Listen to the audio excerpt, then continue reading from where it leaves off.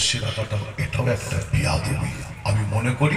তারপরও আপনার দুটো কথা আমি বলেছি যে আল্লাহ ভাই আবার যদি আপনাদের খেদমতে কোনো সময় আনা ইনশাআল্লাহ আলোচনা হবে। অল ইন্ডিয়া সুন্নাতুল জামাতের সঙ্গে আসিম বিল্লাহ সিদ্দিকী ছিল, আছে, ইনশাআল্লাহ থাকবে। অল ইন্ডিয়া সুন্নাতুল জামাত যে ওলামা হযরতদের সাথে আমার যেমন সম্পর্ক আগে ছিল আজও আছে, আরো ইনশাআল্লাহ মজবুত হচ্ছে। আমি আসিম বিল্লাহ সিদ্দিকী শুধু নয়, আপনারা ফুরফুরা দরবার শরীফের বেশ কয়েকজন পীরজাদা এরই মধ্যে আপনারা দেখতে পাচ্ছেন, কি দেখতে পাচ্ছেন?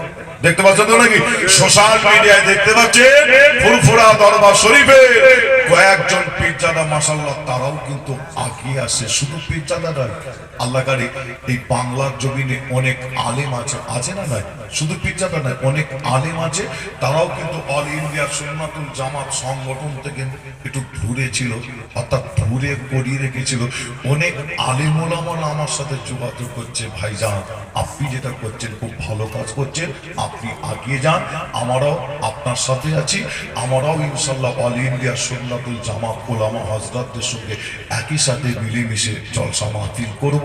আলেম ওলামার কথা বলছি, বাংলার পীরজাদারা তো আসছে অবশ্যই, আলেম ওলামার ইনশাআল্লাহ আপনারা যে কালকে দেখতে পাবেন জামিয়াতে আমার যত সম্ভব, জামিয়াতে আমার পীরজাদা আপনার পীরজাদা সাইম সিদ্দিকী ভাই, যে তিনার আব্বাজান ছিলেন ফুরফুরা দরবার শরীফের একজন বয়োজ্যেষ্ঠ পীর, আল্লামা পীর মরহুম আবুল ফারাক সিদ্দিকী চাচাজান হুজুর পীর কেবলার বড় সাহেবজাদা পীরজাদা সাইম সিদ্দিকী ভাই কালকেই আপনার জামিয়ায় ইনশাআল্লাহ তিনি যাবে।